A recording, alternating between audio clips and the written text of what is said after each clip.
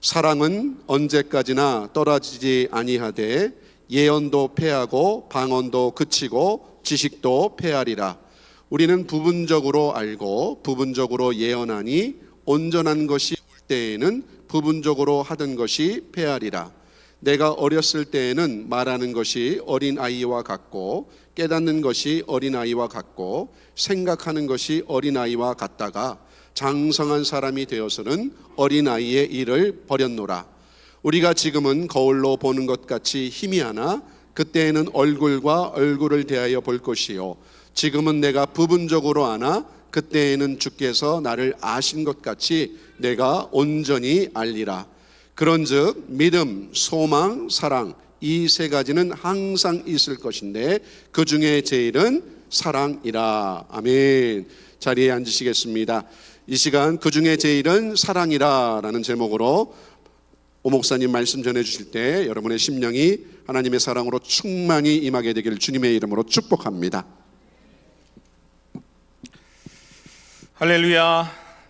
오신 여러분 정말 주님의 이름으로 축복하고 환영합니다. 오늘 말씀 제목으로 함께 인사해 볼까요? 사랑합니다. 축복합니다.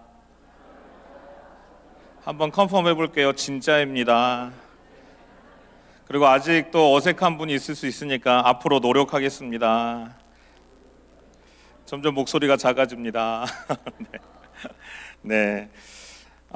이 고백이 정말 우리가 오늘 꼭 붙잡고 가는 단 하나의 주제가 되고 우리의 평생의 또한 기도 제목이 되고 은혜와 능력이 되기를 바랍니다.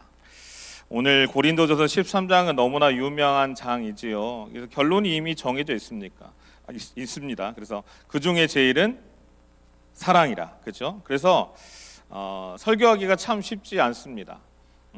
사랑하자, 사랑해야 됩니다. 이런 말 많이 들으셨지 않습니까? 설교만 듣고 정말 사랑만 하면서 산다면, 그리고 그대로 살았다면 얼마나 좋을까요? 그러면 이 세상은 정말 행복하고 사랑만이 가득한 세상이 되었을 것입니다. 그런데 팩트는 뭐냐? 우리의 이 본성이 상당히 악하다라는 것이죠. 누구나 근본적으로 보면 이기적이고 자기중심적이고 사랑받는 거는 너무 좋아하는데 사랑을 주기는 너무나 싫고 시기 질투도 너무나 많습니다. 용서는 어지간해서는 안 되죠. 사랑하는 것은 정말 힘들고 사실 원수를 사랑하라 이 말처럼 참 힘들고 말이 안 되는 일 참 없을 것입니다. 그러니까 사랑에 대한 설교를 듣고 은혜를 받고 감동을 받더라도 그때뿐이지 곧 지나고 나면 다시 그 본성으로 돌아가게 된다라는 것이죠. 자, 그럼 여러분 사랑에 대한 설교를 더 이상 하지 말아야 될까요?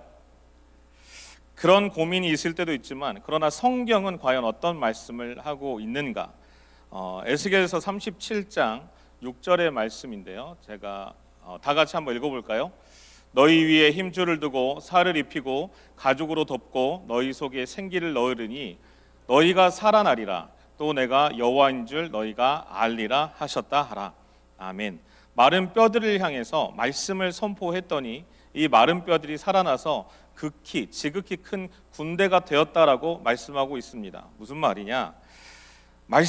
하나님의 말씀은 지금도 살아있고 그 역사를 이루실 수 있다라는 것입니다. 믿으십니까? 그렇게 믿고 오늘도 사랑에 대한 설교를 다시 한번 하려고 합니다.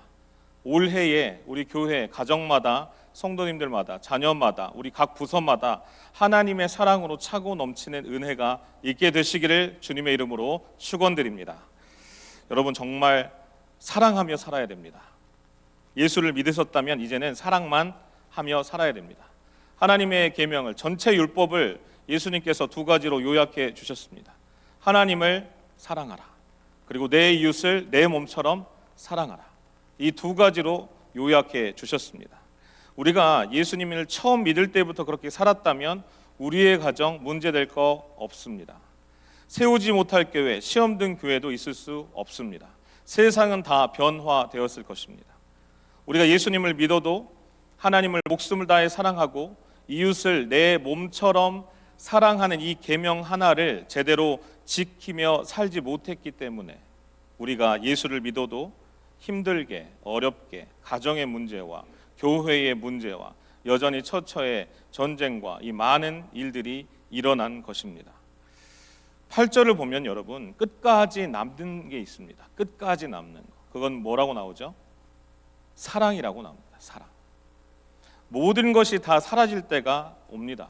여러분 무엇을 붙잡고 사십니까? 열심히 붙잡고 사는 그것 언젠가는 없어집니다. 건강에 자신 있으십니까? 여기에 다 그런 생각하실 거예요. 내가 젊었을 때는 정말 날아다녔는데 지금은 참 어디 가기도 힘든. 옛날에는 눈이 잘 보여서 낮에 이렇게 밤에도 운전 잘하고 다녔는데 저녁에 운전하시기 되게 힘들죠. 그죠? 내가 열심히 돈을 붙잡고 살았는데 그 순간 어느 순간 그것이 다 없어진다면 얼마나 허무하고 고통스럽겠습니까? 그러니까 진짜 끝까지 남는 진짜를 붙잡고 살아야 되는 것입니다. 그것이 바로 사랑입니다. 9절에 보면 우리가 부분적으로 알고 부분적으로 예언한다라고 나와요. 그런데 10절에 보니까 온전한 것이 올 때는 부분적인 것은 사라진다라고 남아 있습니다. 여러분이 뭘 붙잡고 있든지 끝까지 남는 것인가, 내가 지금 붙잡고 살아가는 것이 끝까지 남는 것인가를 분별할 수 있어야 한다라는 것입니다. 어린아이 수준에서 여러분 보는 거하고 어른이 보는 거하고 완전히 다르죠.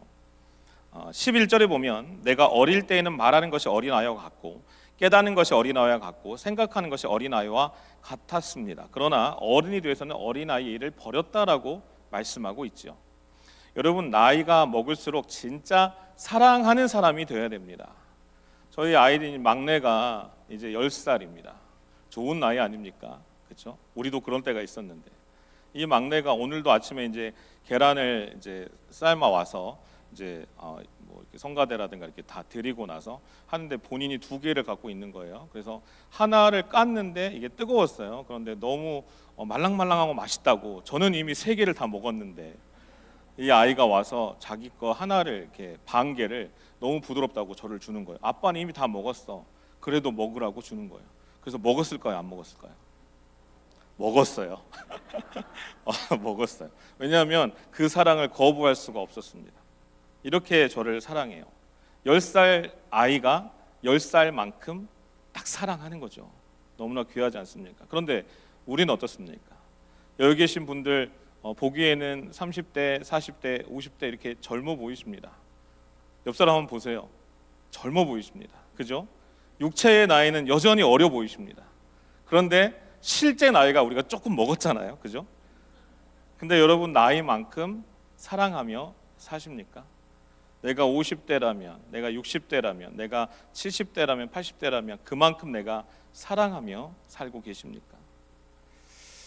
여기 혹시 국민학교 나오신 분? 손 들어 보실까요? 나는 국민학교를 나왔다. 나는 초등학교를 나왔다. 나는 안 나왔다. 여러분 초등학교 이게 뭐 국민학교 다닐 때 운동장 꽤 커 보이지 않았습니까? 정말 넓었습니다. 이게 달려가도 끝이 없는 것 같은 그런 곳이었는데 나중에 나이가 들어서 한번 가보니까 어떠세요? 이렇게 무슨 동네 진짜 완전 작은 이런 놀이터 같은 조그만 운동장이었던 거 깜짝 놀라지 않으셨습니까? 어린아이가 보는 것과 어른이 보는 것은 다릅니다. 영적으로도 어린아이인 사람은요, 내가 끝까지 갈 수 없는 그것을 붙잡고 삽니다. 돈이 전부인 줄 알고요, 건강이 전부인 줄 알고요, 관계가 전부인 줄 알고요, 세상 성공이 또 잘 나가는 게 제일인 줄 압니다. 왜냐? 영적 어린아이이기 때문에. 그런데 영적으로 장성하게 되면 여러분 사랑보다 더 귀한 것은 없습니다. 모든 것이 다 의미가 없고 진짜 귀한 거는 사랑밖에 없는 거예요. 우리가 정말 그렇게 영적으로 성장했는가 하는 것입니다. 사도 바울은 오늘 13절에서 이렇게 유명한 말씀을 하시죠. 외우기 쉽습니다. 고린도전서 13:13 3이 나오고 1이 나오죠. 한번 말씀 읽어볼까요? 다 같이 읽겠습니다. 그런즉 믿음, 소망, 사랑 이 3가지는 항상 있을 것인데 그 중에 제일은 사랑이라. 아멘. 3가지가 나옵니다. 제일은 1가지가 나옵니다. 그러니까 고린도전서 13:13 3가지가 나오고 하나가 나오는 이 사랑이 제일이다 라고 이렇게 외우시면 돼요.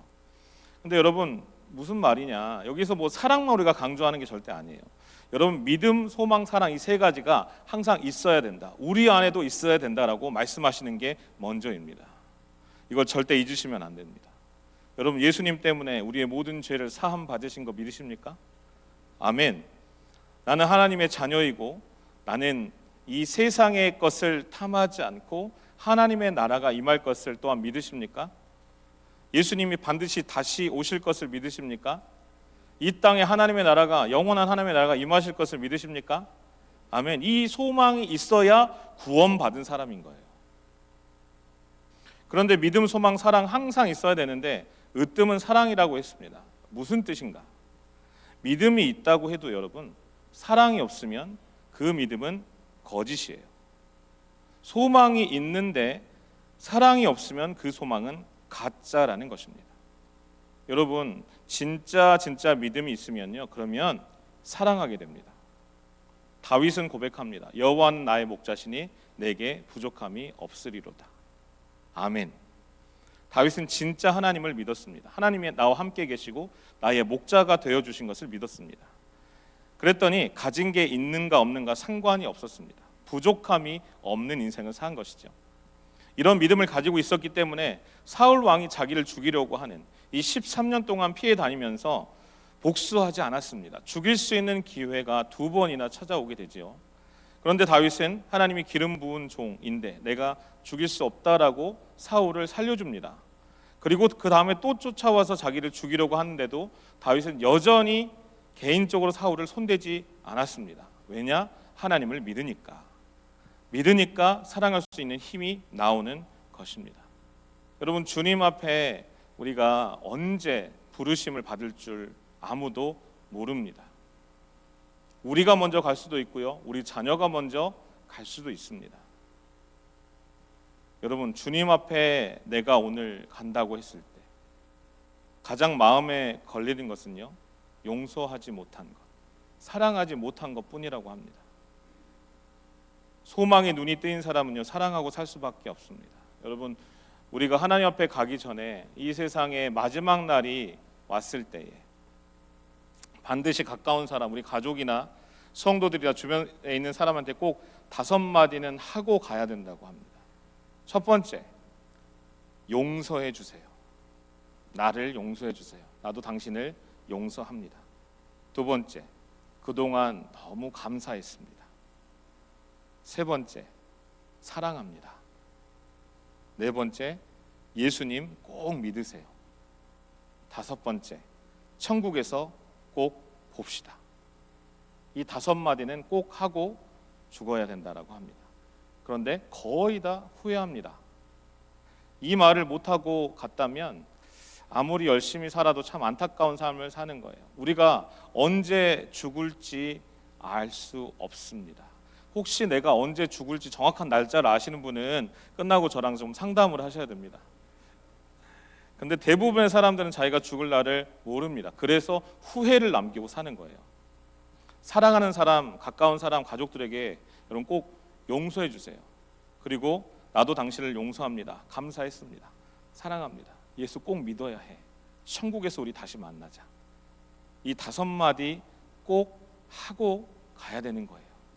주님 앞에 갔을 때 여러분 바로 가장 두려운 것이요, 진짜 사랑해야 되는 우리 가족들, 가까운 우리 성도들, 교회 가족들에게조차 용서받지도 못하고 용서하지도 못하고 감사하지도 못하고 사랑하지도 못하고 주님 앞에 덜컥 가버린 거예요. 그렇게 하면 어떻게 하면 정말 후회를 안 남기고 살 수 있을 것인가? 사랑이 제일이고 언제나 사랑이 제일이다 라고 생각하고 산 사람만이 수시로 anytime 용서할 수 있다라는 사실입니다. 용서해 주세요. 제가 잘못했습니다. 감사합니다. 사랑합니다. 예수님 꼭 믿으셔야 됩니다. 천국에서 우리 만나야 되지 않겠습니까? 이렇게 말하고 살 수 있는 거예요. 우리가 사랑하고 용서하고 살아야 되는데 여러분, 가장 힘든 게 바로 이 사랑만 하며 사는 것입니다. 이것이 우리의 숙제입니다. 가장 큰 숙제이고 가장 어려운 숙제이죠. 여러분, 과연 사랑만 하며 살 수 있을까? 여러분, 여기 계신 분들은 공부 다 잘 하셨죠? 그렇군요. 그러면 우리 심정을 잘 이해할 겁니다. 공부가 잘 안 되는 아이에게 여러분, 이 아이가 참 공부를 하고 싶지만 근데 너무 공부가 안 돼요. 근데 이 아이에게 공부해라 그러면 이 아이는 어떨까요? 스트레스 엄청 받죠. 더 하기 싫어집니다. 술에 인이 박혀서 알코올 중독이 된 사람에게 술 마시지 마, 술 마시지 마 계속 이렇게 하면 그 사람을 더 힘들게 만드는 것이죠. 자기도 술을 안 마시고 싶은데 그냥 어느 순간에 마시고 있는 것입니다. 도박에 중독된 사람에게 도박하지 말라 하면 아무 도움이 안 됩니다. 여러분, 사랑하라는 것도 이렇게 받아들이는 분들이 있어요. 사랑이 안 되는데, 용서가 안 되는데, 사랑이 안 되는데 어떻게 사랑하는 말, 또 사랑하라는 설교가 정말 나에게 도움이 될까? 스트레스만 받을 때가 있다라는 것이죠.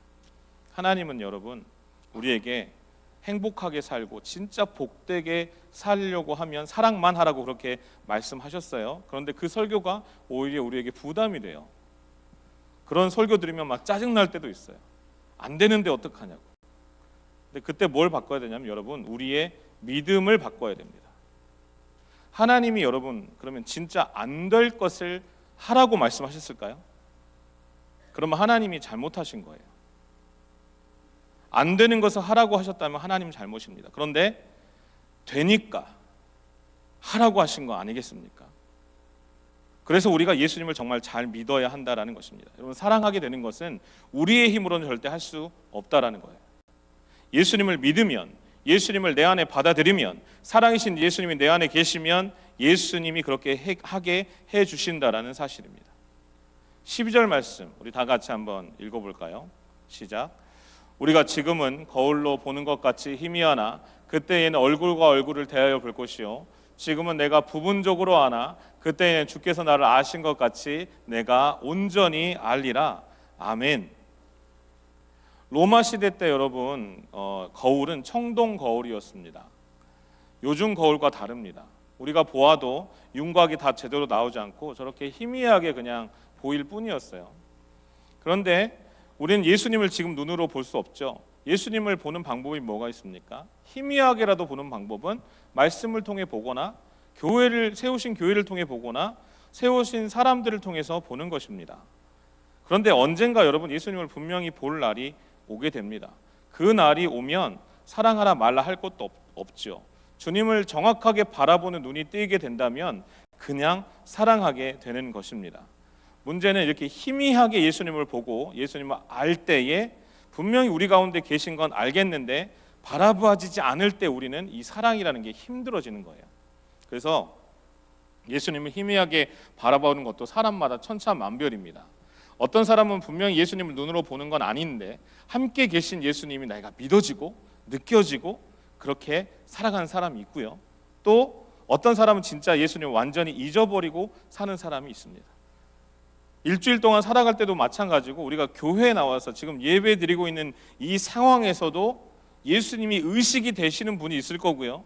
오늘 말씀이 나에게 하신 말씀이다라고 이 사랑에 대해서 도전을 받는 분이 있으실 거고요. 어쩌면 예수님하고 전혀 느낌이 없는 또 감동이 없는 말씀이 안 들어오는 그런 상황도 있을 것입니다. 여러분, 예수님을 희미하게 바라보는 것도 우리가 예수님을 진짜 제대로 믿어야 된다라는 그 이유는요, 항상 의식하고 예수님이 나와 함께 하신다는 걸 믿음으로 나아갈 때 은혜가 되고 사랑할 수 있다라는 사실입니다. 사랑하는 여러분, 우리는 판단을 해요. 이 사람이 사랑받을 가치가 있는가 없는가, 이 사람이 사랑스러운가 사랑스럽지 않은가를 먼저 생각하고 사랑합니다. 그리고 판단합니다. 이 사람은 내가 보니까 사랑할 만한 사람이 안 된다. 이 사람은 뭐 이것저것 다 갖췄으니까 조건적으로 괜찮으니까 내가 사랑할 만하다. 그러나 성경은 말씀합니다. 어떤 사람인지를 묻지 않고 우리 안에 그 사랑이 먼저 있는가를 말씀하고 계세요. 우리 안에 여러분 사랑이 있으면 어떤 사람도 사랑할 수 있습니다. 왜냐하면요, 하나님은 사랑이시잖아요. 우리를 위해서 독생자 예수 그리스도를 주시지 않으셨습니까? 예수님도 우리를 사랑하셔서 우리 같은 죄인들을 구하시려고 십자가에서 죽으셨습니다. 그러니까 여러분, 사랑이 있는 사람은 누구든지 사랑할 수 있습니다. 이 사람 사랑할 만하다, 저 사람 사랑이 안 된다, 이런 식으로 하는 것이 아니라 예수님을 영접한 사람은요, 사랑 자체이신 예수님이 내 안에 계시기 때문에 우리가 사랑할 수 있게 되는 거예요. 결국 예수님께서 우리의 마음을 바꿔주십니다. 우리 에스겔서 36장 26절도 한번 다 같이 읽어보겠습니다. 또 새 영을 너희 속에 두고 새 마음을 너희에게 주되 너희 육신에서 굳은 마음을 제거하고 부드러운 마음을 줄 것이며. 아멘. 누가 주신다고요? 하나님이 주십니다. 예수님을 믿는다고 하는 우리 크리스천들에게, 우리 믿는 신자들에게 예수님을 믿는 사람은요, 마음이 뒤집어지게 하십니다. 이 관계가 불편하면 가만히 두시지 않으십니다. 내가 먼저 사랑할 수 있도록 계속 찔림을 주십니다. 굳은 마음이 없어지고 부드러운 마음이 생긴다라는 거예요. 그래서 사랑을 할 수 있게 만드신다라는 얘기죠. 여러분, 오늘 설교를 들으실 때, 예배를 드리실 때, 오늘 우리가 드린 예배가, 내가 드린 예배가 내 인생에서 마지막 예배인 것처럼 들으시기를 바랍니다. 오늘 이 듣는 설교가, 이 사랑에 대한 설교가 내 인생에서 마지막으로 듣는 사랑에 대한 설교인 것처럼 들으시기 바랍니다. 그래야 진짜 내가 사랑할 것인가, 주님 앞에 가는 날이 내일이라면 내가 오늘 어떤 말을 하고 어떤 행동을 하고 어떤 사랑을 전해야 될 것인가를 알 수 있다라는 거예요. 앞으로 우리가 드리는 모든 예배가 하나님 앞에 우리의 인생 마지막으로 드리는 예배 같이 드려지는 은혜가 있게 되길 바랍니다. 우리가 앞으로 사랑할 때 내가 내일 주님 앞에 가는데 내가 어떻게 이 사람을 용서할 수 있을까를 고민하는 것이 아니라 주님 앞에 주님의 사랑으로 내가 이 사람을 사랑할 수 있습니다라고 고백하고 은혜 주실 것을 구하고 사랑하고 용서하는 우리 모두가 되시기를 바랍니다. 사랑은요, 듣는 것에서 끝나지 않고 행동하며 사는 것이 바로 진짜 사랑하는 사람입니다. 사랑하게 되면 그는 진짜 예수님 믿고 구원받은 사람인 거예요. 여러분, 성경은 예수님을 믿기는 하는데 사랑은 안 해도 돼라고 얘기한 적이 없으세요. 예수님을 제대로 믿잖아요. 그러면 사랑을 하게 됩니다. 10살짜리도 하고요. 어제 우리 성수 집사님네 셋째 보니까 너무 귀엽고 너무 예뻤어요. 이제 1살 먹었잖아요. 이 아리아가 1살 먹었는데 저는 무서워하더라고요. 이렇게 좀 외모가 무섭게 생겼나 봐요. 아이들이 저를 좀 피하긴 해요. 그러나 저의 사랑을 알게 되면 이제 저한테 다가오긴 합니다. 근데 제 아내가 이렇게 안았는데 가슴에 푹 안기는 거예요. 참, 그래서 이제 사랑한다라는 표현 자체를 1살짜리도 하더라고요. 엄마도 알아보고 아빠도 알아보고 사랑하는 사람도 알아봐요. 1살짜리도 그래요. 우리는 어떻습니까? 이미 다 알잖아요. 예수님 사랑하시죠, 여러분? 하나님 사랑하십니까? 성령 하나님 사랑하십니까? 이웃도 사랑하십니까? 여러분, 하나님의 사랑을 아는 우리가, 나이를 그래도 먹을 만큼 먹은 우리가 하나님의 사랑은 아는데 왜 이웃 사랑은 이렇게 약할까요? 예전에 어떤 분을 만난 적이 있습니다. 이분은 교회에 적응을 못하셔서 여기저기 교회를 다니시던 분이었습니다. 말씀도 정말 많이 보시고 성령 체험도 있고 맨날 이렇게 좋은 목사님들, 설교자들 그 설교를 계속 들으셔서 너무나 설교에 대해서도 해박하세요. 그분과 얘기를 하면서 이 고린도전서 13장 오늘 말씀이 나오는 이 사랑장을 나누면서 정말 사랑하십니까? 하나님 사랑하십니까? 교회에 다녔던 분들 정말 사랑하셨습니까? 이렇게 여쭤봤습니다. 답을 못 하시더라고요. 교회의 문제점은 너무 잘 아세요. 이 교회 가니까 이게 문제고 저 교회 가니까 저게 문제고 이 목사님 설교는 이게 문제고 저 목사님 설교는 저게 문제고 어느 교회 장로님은 이게 문제고 이런 얘기를 엄청 알아요. 다 알아요. 그런데 너무나 잘 파악은 하는데 성도를 향해, 목회자를 향해, 교회를 향해 사랑으로 대하지 못하겠다라는 거죠. 그러면서 계속 교회를 옮겨 다니는 분이셨어요. 사랑하는 성도 여러분, 사랑이 제일이면요, 내가 예수님 닮아서 사랑만 할 수 있다면요, 적응 못할 교회는 없습니다. 어느 교회에 가서 내가 누구와 신앙생활을 하든지 결론은 사랑이 제일이야 그러면요, 어떤 교회도 어떤 성도와 갈라지고 헤어질 가능성이 없다라는 거예요. 가정도 마찬가지고 사회도 마찬가지고 교회도 마찬가지입니다. 교회도요, 우리 교회도 여러분 사랑이 먼저인 교회가 돼야 됩니다. 우리 올레이션스 교회 성도님들 꼭 이 말씀을 마음에 새기시기 바랍니다. 사랑이 우선이다. 교회에서 어떤 의논을 하고 결정을 하든지 우리가 조금 있다가 재직회를 할 거 아닙니까? 맞다 틀리다를 논하기 전에 사랑으로 해야 되는 거예요. 당회든 재직회든 공동회든 어떤 회의, 어떤 부서, 어떤 파트이든 간에 교회는 사랑이 우선입니다. 그리고 결론이 더해야 되는 것입니다. 왜냐하면 사랑하라고 하나님께서 교회를 세워주셨고 예수님의 사랑을 전하라고 교회를 세워주셨기 때문이죠. 우리 3대 목표가 있지 않습니까? 저 수백 명의 선교사 파송 왜 합니까? 주님의 사랑을 전하기 위해서 하는 거 아닙니까? 두 번째, 2세 교육 왜 합니까? 이 사랑과 은혜를 우리 세대에서 끝나는 것이 아니라 우리 다음 세대들이 복음의 은혜를 나눠주기 위해서 아닙니까? 세 번째, 지교회 설립 왜 합니까? 교회가 사랑이다, 예수님이 사랑이시다, 예수님만이 구원의 길이다를 알게 해주기 위해서 지교회 설립이 우리의 목표가 되는 것 아니겠습니까? 모든 목표의 근원은 바로 사랑인 것이지요. 우리가 동행을 왜 합니까? 저기 있죠. 왜 동행합니까? 하나님을 사랑하니까 동행하는 거고, 하나님의 사랑이 여전히 고프니까 동행하는 거고, 나와 동행 플러스 내 이웃과 함께 더 사랑하기 위해서 동행하는 것입니다.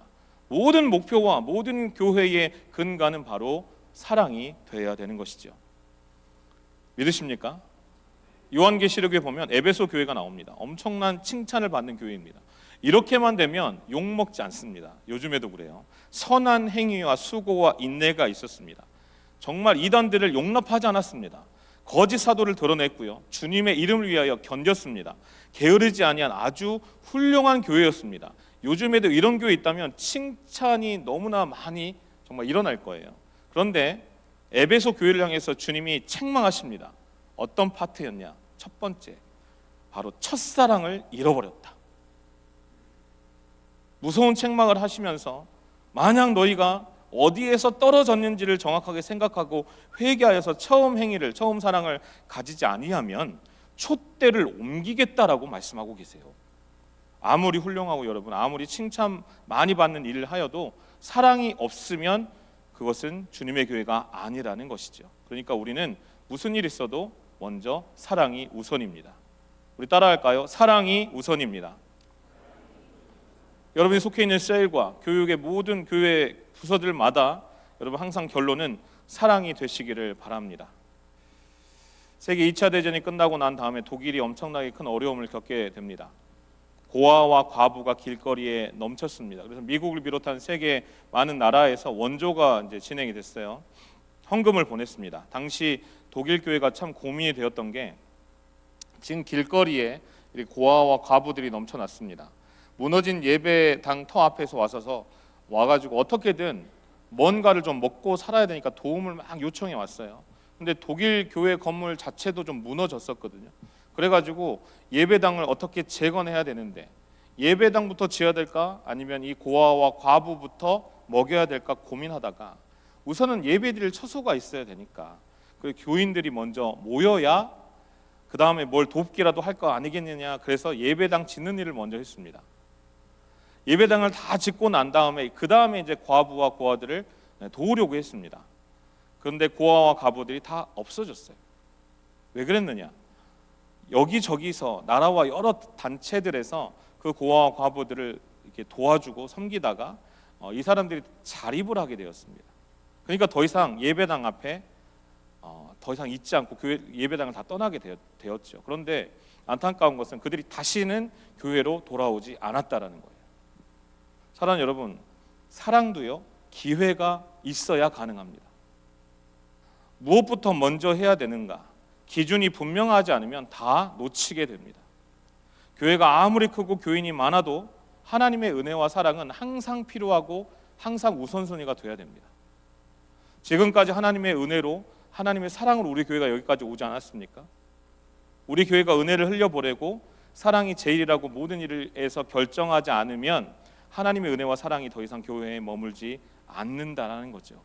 정말 무서운 일입니다. 그러나 여러분, 이거를 사랑해야 된다, 이걸 부담으로 느끼시라는 말이 아닙니다. 사랑하지 못하면 큰일인데 두려워하라는 말씀도 아닙니다. 그런데 저한테는 올해 이제 기도원에서 기도하는 가운데 주셨던 그 마음은 사랑하라는 마음 계속 주시더라고요. 교회도 사랑하고 하나님을 더욱더 사랑하고 이웃을, 우리 성도들을, 천하보다 귀한 한 영혼을 더 사랑하는 마음을 주시더라고요. 사랑만 하면 살아갈 수 있고요, 사랑하는 것만큼 놀라운 축복은 없습니다. 고린도전서 12장에 나오는 방언과 예언과 모든 은사들 있잖아요, 다 사라져요. 다 없어져요. 그런데 사랑은 없어지지 않습니다. 천국에 가서 여러분 방언할까요? 안 해도 돼요.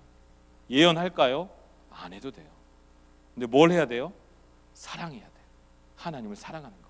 그것이 끝까지 가는 것입니다. 반주를 좀 부탁드립니다. 김형석 교수님이라는 분이 있습니다. 올해로 105세가 되시는 분이에요. 어떤 기자가 질문을 했습니다. 100세가 넘는 인생을 사셨는데 어느 순간이 가장 행복하셨습니까? 그때 교수님이 이렇게 대답을 했습니다. 오래 살아보니까 사람들과 더불어 살던 때가 행복했던 것 같습니다.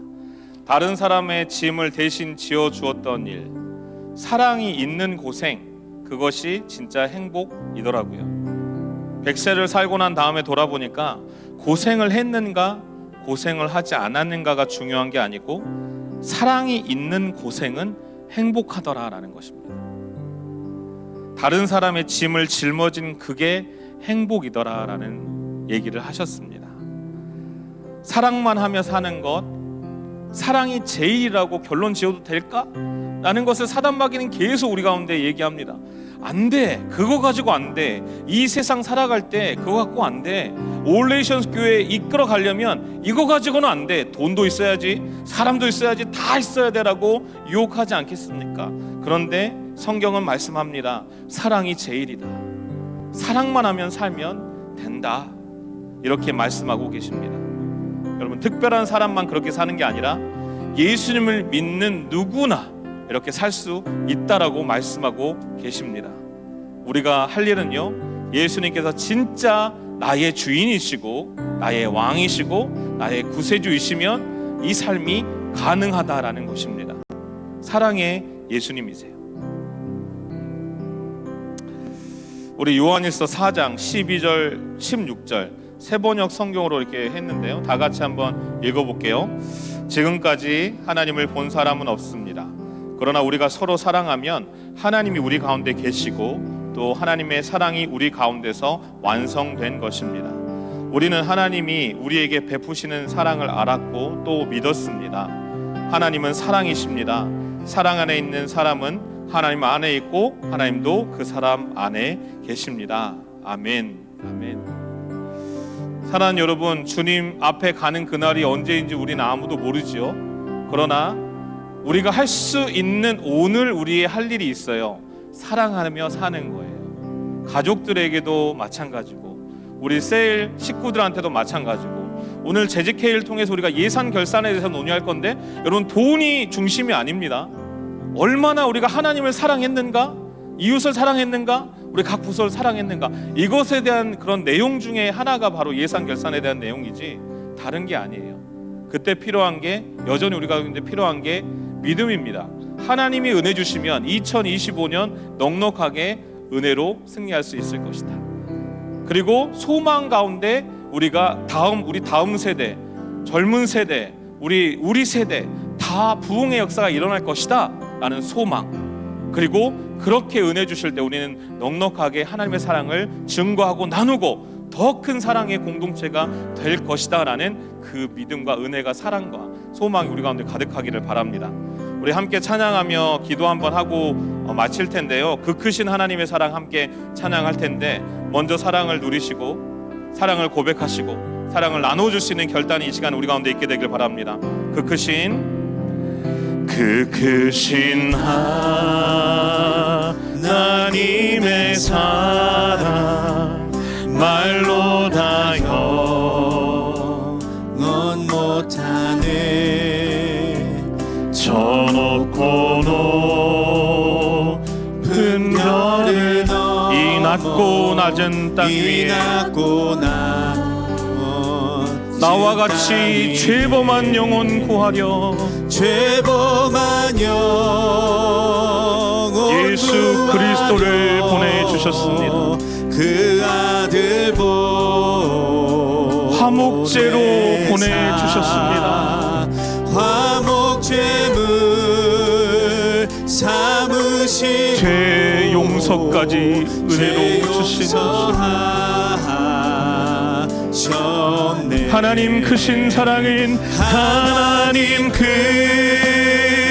크신 사랑은 증량다모하며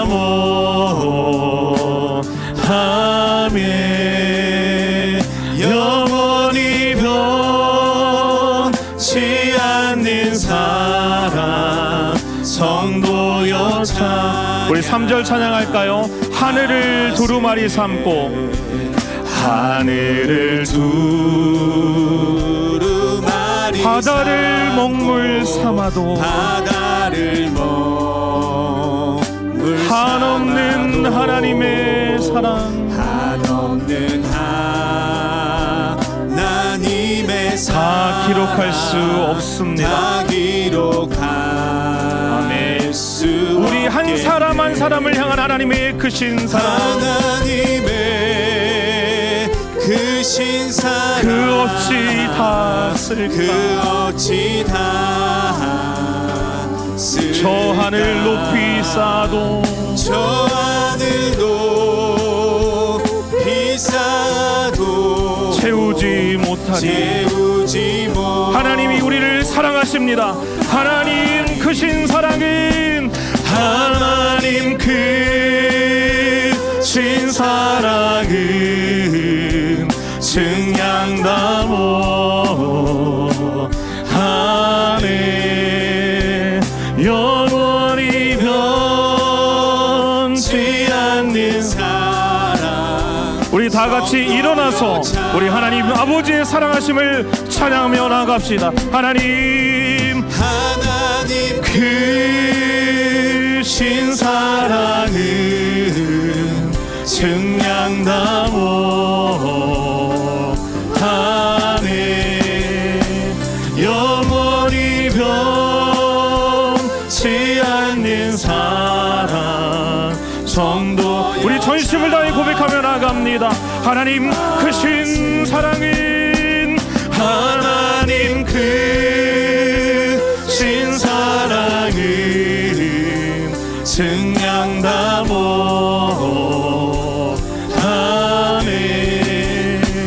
영원히 변치 않는 사랑 성도여 찬양.